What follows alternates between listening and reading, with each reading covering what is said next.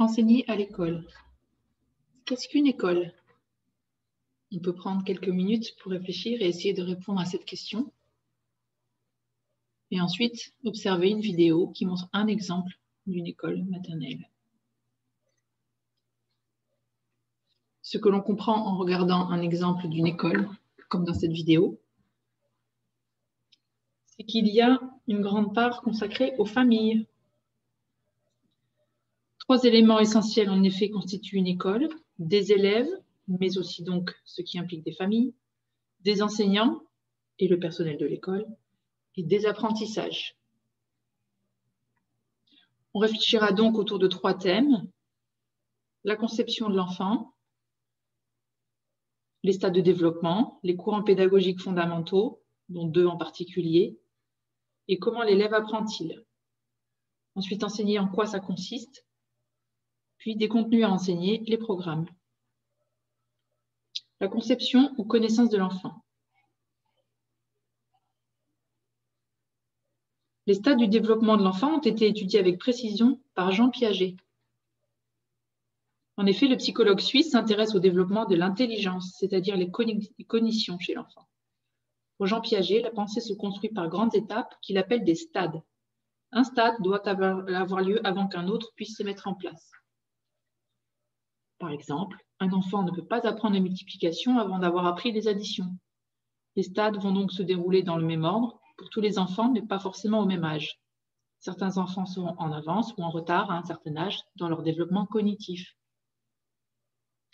Pour Piaget, l'intelligence se construit petit à petit et se caractérise par le fait que l'enfant comprend le monde d'une façon différente à mesure qu'il avance en âge.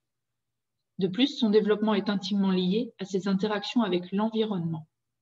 L'enfant va faire des expériences à travers ses jeux pour comprendre comment le monde fonctionne autour de lui.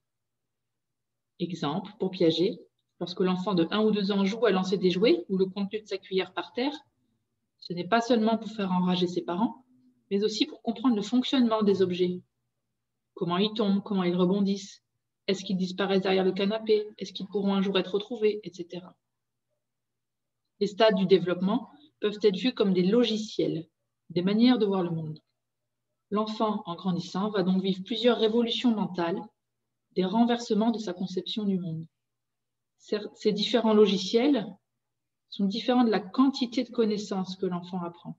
L'enfant peut apprendre de nombreux mots différents, comme les mots mort ou naissance, par exemple, et même en parler sans vraiment comprendre ce qu'ils veulent dire. Pour le comprendre, il a besoin de changer de logiciel, de changer de stade. Jean Piaget a ainsi décrit 4 stades principaux. Le stade sensorimoteur, 0-2 ans. Le stade préopératoire, 2-6 ans. Le stade des opérations concrètes, 6-11-12 ans. Le stade des opérations formelles, à partir de 11-12 ans. Le stade sensorimoteur de la naissance à environ 2 ans correspond au développement et à la coordination des capacités sensorielles et motrices du bébé. À cet âge, l'intelligence du bébé est essentiellement pratique, liée à l'action. Le bébé touche les objets, les met à la bouche, il apprend peu à peu à comprendre le fonctionnement de son corps et à faire la différence entre son corps et les objets. À la fin de ce stade, le bébé va commencer à avoir des représentations mentales, c'est-à-dire une idée des objets. Il peut penser à un objet, à une personne en son absence. Avant, ce n'est pas si clair.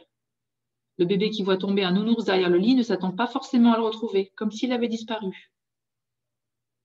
De même, le bébé va avoir du mal à penser, à se représenter ce qu'il ne perçoit plus. Si maman n'est plus dans la pièce, c'est qu'elle a disparu et n'existe plus d'une certaine façon. Le stade préopératoire, 2-7 ans. À ce stade, les acquisitions de l'enfant au niveau de la fonction symbolique sont nombreuses, ne serait-ce que le développement du langage. C'est également l'âge d'une plus grande intériorisation de l'action. L'enfant peut penser à ses gestes sans avoir besoin de les réaliser dans la réalité immédiatement. À ce stade, il est encore décrit comme égocentrique. Il a du mal à comprendre que d'autres puissent ne pas avoir les mêmes pensées que lui. Il a par exemple du mal à mentir, à garder un secret. De ce point de vue, l'apparition du mensonge est un progrès de l'intelligence. Peu à peu vont se mettre en place ce que l'on nomme les théories de l'esprit. Du type « il pense que »,« il sait que », etc. Il y en a dans les jeux de société. Par exemple, pour jouer à la bataille, il faut cacher ses cartes, c'est-à-dire comprendre que si l'on cache ses cartes, l'autre joueur ne peut pas deviner nos propres pensées. Ce n'est pas si simple à se représenter pour le petit enfant. Le stade opératoire concret, 7 à 12 ans. À ce stade, l'enfant acquiert une mobilité croissante au niveau de ses structures mentales et de ses réflexions. Ses théories de l'esprit deviennent plus subtiles. Il peut désormais envisager d'autres points de vue que le sien. Par exemple, il va comprendre qu'un chevalier du Moyen-Âge ne pouvait pas comprendre ce que signifient les mots téléphone ou Internet. Il procède également à ce que Piaget nomme des opérations mentales. Par exemple, il peut faire une addition dans sa tête, ce qui suppose une capacité d'abstraction qu'un enfant de 4 ans ne pouvait pas avoir. Par contre, les raisonnements ont encore besoin d'un support concret. Il est plus facile, par exemple, d'utiliser des pièces ou des jetons pour comprendre le mécanisme de la multiplication, même s'il peut apprendre la comptine des tables de multiplication par cœur. Ce besoin de passer par un support concret, pratique et manipulable est important dans l'acquisition des apprentissages scolaires ou primaires. Le stade formel, 12-16 ans. Il s'agit pour Piaget du dernier stade. Par la suite, l'adolescent ou l'adulte pourra continuer à acquérir des connaissances, mais il ne changera plus radicalement de vision du monde.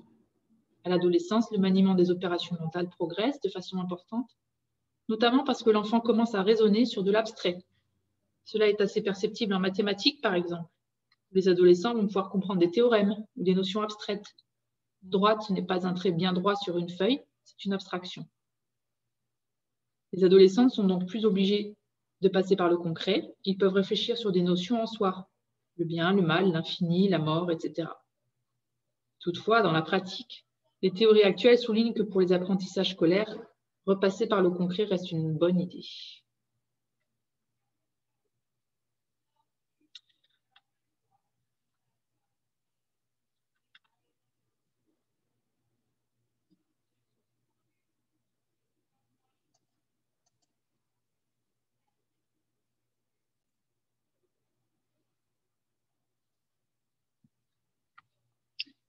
Cette vidéo permet de voir une expérience,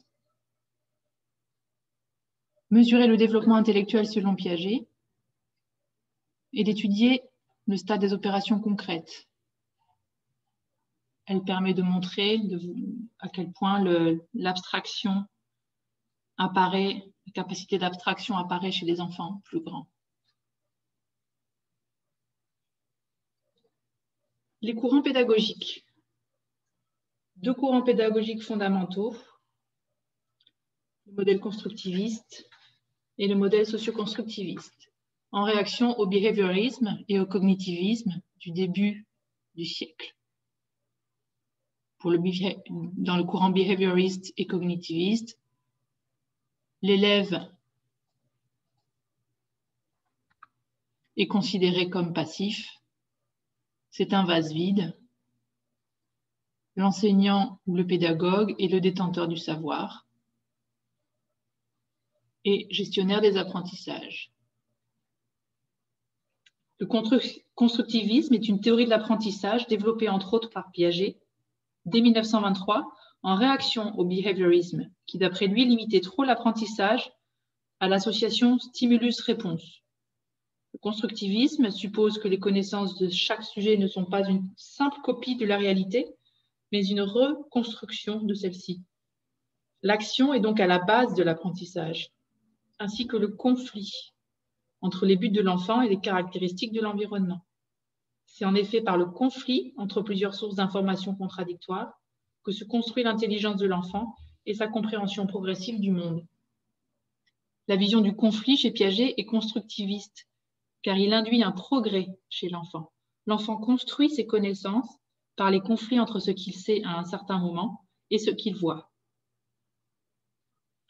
En parallèle à Piaget, c'est le modèle socio-constructiviste. Lev Vygotsky, dans Pensée et langage en 1934, a développé le socio-constructivisme. Les préoccupations de ce courant sont voisines de celles de la psychologie de l'éducation, en quoi les interactions sociales sont génératrices de progrès individuels. Il induit des méthodes coopératives d'apprentissage. Il renvoie à l'apprentissage coactif.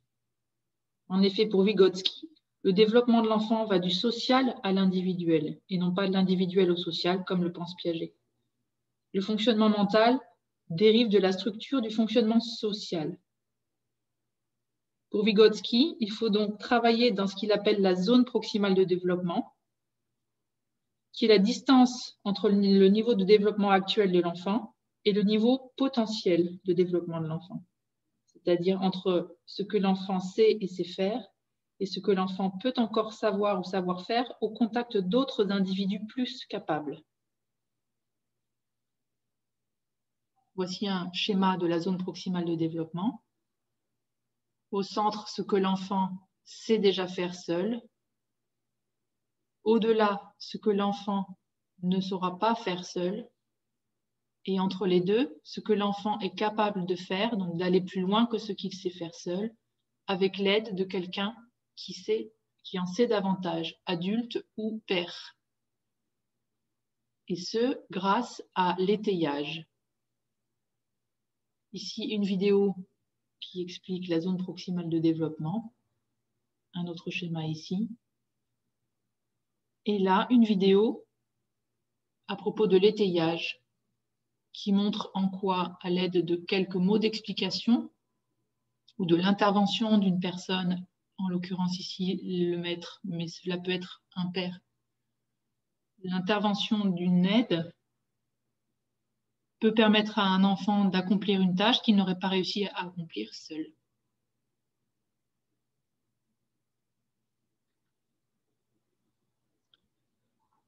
En conclusion, pour reprendre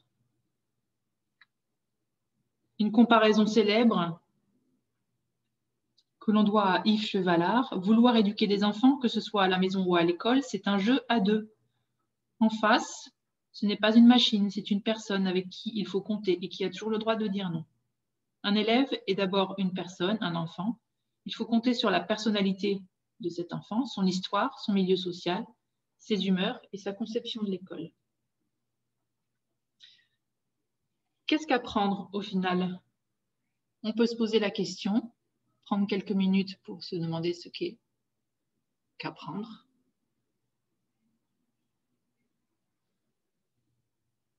Souvent, lorsqu'on demande qu'est-ce qu'apprendre,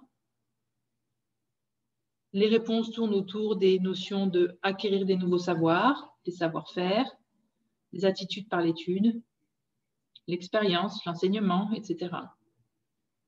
On voit bien que la conception de l'apprentissage découle de la définition que l'on donne au verbe apprendre.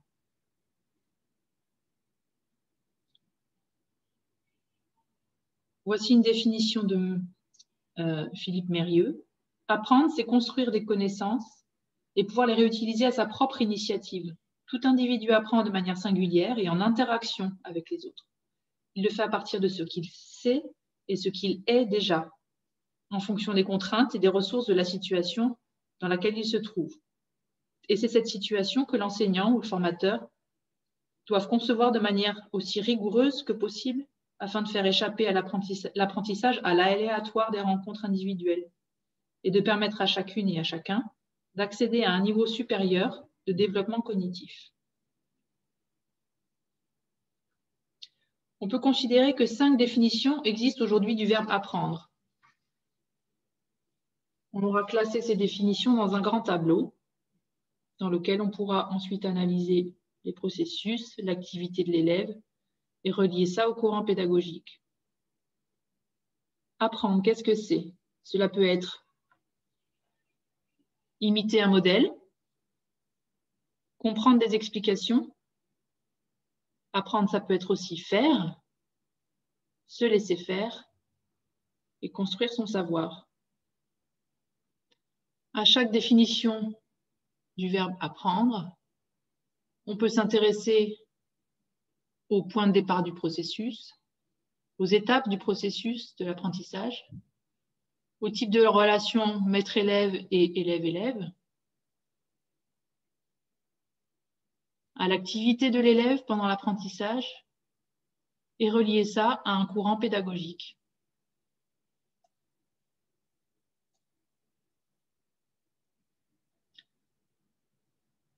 On voit ainsi que lorsque la conception de l'apprentissage est imiter un modèle ou comprendre des explications,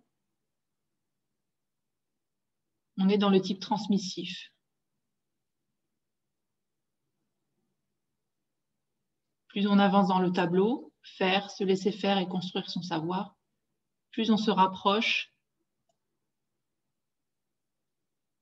de la théorie constructiviste, Piaget, Vygotsky, etc.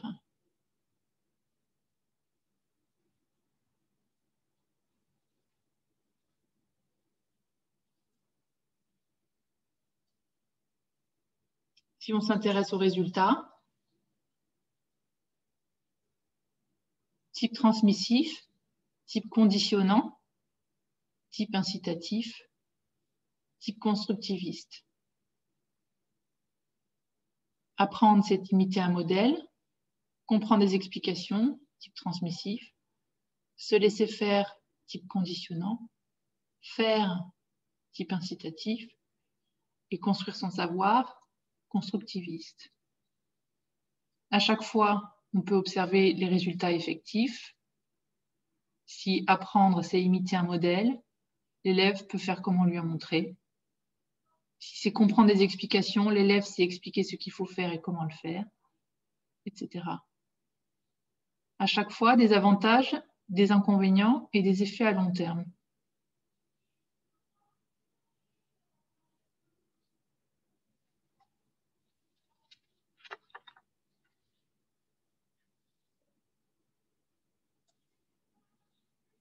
Enseigner, en quoi ça consiste?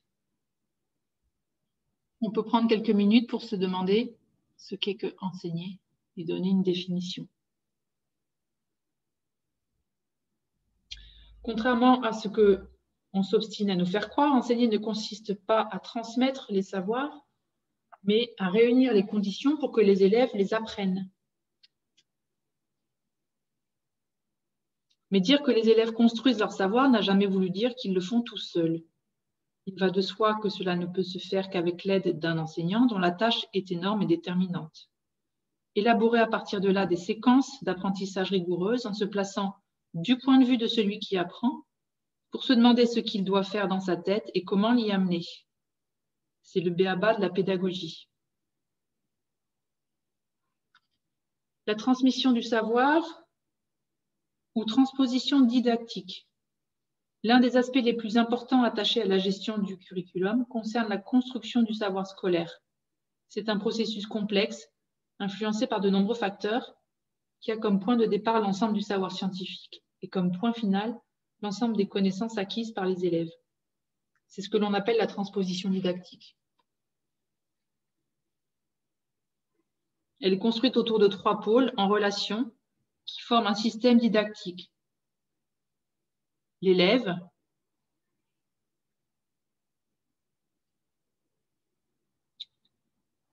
l'enseignant et le savoir.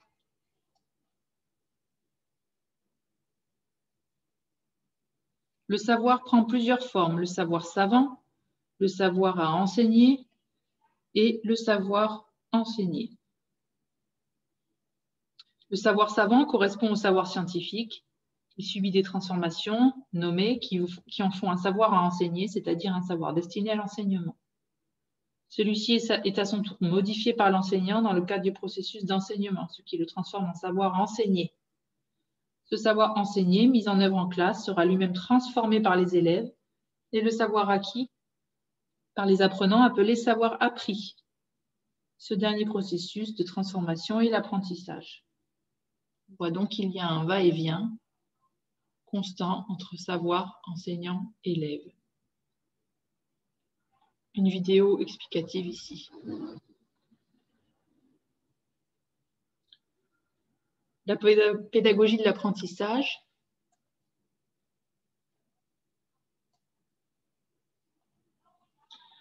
Une situation d'apprentissage doit donc susciter la curiosité intellectuelle, poser un problème à résoudre, faire sens pour l'élève, apprendre oui, mais apprendre quoi? Verbaliser sur les activités, les stratégies, les retours réflexifs. Sans cette étape réflexive, il n'y a pas d'apprentissage. Échanger avec les autres, imiter, être en contradiction, entrer en conflit, être déstabilisé, se confronter.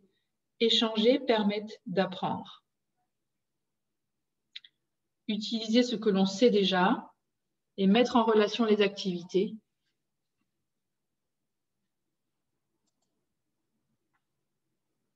avoir du temps pour la maturation, la réflexion, l'erreur, et enfin avoir la possibilité de mesurer ses progrès. Quelques principes régulateurs susceptibles de guider notre action. D'abord, nul ne peut apprendre à la place de quiconque et l'apprentissage requiert un engagement du sujet, qui est le seul à pouvoir effectuer. Quiconque enseigne doit néanmoins concevoir des situations qui soient les plus adaptées aux élèves et les plus rigoureuses possibles en fonction des savoirs à transmettre. La transmission, pour autant, ne survient pas mécaniquement. Elle est la rencontre entre une intention d'enseigner et une volonté de comprendre. Le développement du plaisir d'apprendre avec la prise en compte des besoins essentiels, tels que l'estime de soi, le sentiment d'efficacité personnelle, le sentiment d'autonomie, sont essentiels.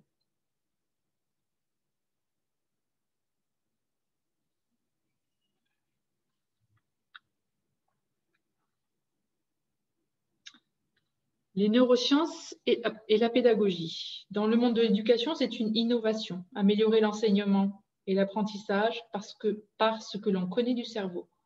Cela s'appelle la neuropédagogie. Un domaine de recherche relativement nouveau qui fait la jonction entre les neurosciences et les sciences de l'éducation, qui s'intéresse aux processus biologiques en jeu dans l'apprentissage, ainsi que les expériences sociales et émotionnelles. D'une manière pratique, les applications de la neurologie mènent vers les évolutions dans la manière d'enseigner et d'apprendre et visent in fine à stimuler de nouvelles zones du cerveau, à créer des connexions pour faciliter les apprentissages. Cela n'a rien de sorcier, vous utilisez sans doute déjà dans votre classe la vidéo, les associations d'idées, vous faites des cartes mentales. Vous êtes donc déjà un praticien de la neuropédagogie qui s'ignore. D'après Stanislas Dehaene, psychologue cognitif, neuroscientifique et professeur au Collège de France, 4 facteurs déterminent la vitesse de facilité d'apprentissage. L'attention, l'engagement actif, le retour d'information et la consolidation. Attention, à propos de l'attention, il n'y a pas d'apprentissage sans attention, ce qui suggère de prévoir des sessions de formation courtes, pas plus de 20 minutes, avec des temps de répit pour le cerveau. Plusieurs types d'activités participent au renforcement des capacités d'attention. La méditation, l'entraînement au contrôle de motricité, par exemple des activités fines telles que proposées dans la pédagogie Montessori, la pratique d'un instrument de musique. Par rapport à l'engagement actif, le cerveau n'assimile des connaissances que lorsque l'individu est dans une posture active. Par rapport au retour d'information. Recevoir un retour d'information immédiat sur l'action est constitutif de l'apprentissage. Plus le retour est proche dans le temps de l'erreur, plus l'action corrective sera efficace et intégrée de manière pérenne. La motivation positive et les encouragements stimulent l'apprentissage. Les meilleurs encouragements résident dans le regard des autres et la conscience de progresser. Ils ne sont pas forcément synonymes de récompense. Enfin, la consolidation, c'est l'automatisation des connaissances qui est essentielle. C'est le fait de passer d'un traitement conscient avec effort à un traitement automatisé inconscient. Le point culminant d'un apprentissage est le transfert de l'explicite vers l'implicite. C'est l'automatisation des connaissances et des procédures. Cette automatisation passe par la répétition et l'entraînement. Elle permet de libérer de l'espace dans le cortex préfrontal afin d'absorber de nouveaux apprentissages. Il est essentiel de répéter une connaissance nouvellement acquise. Pour information, pour mémoriser une information, notre cerveau a besoin de 3 passages au minimum. Pour intégrer une nouvelle habitude, il a besoin de 21 jours.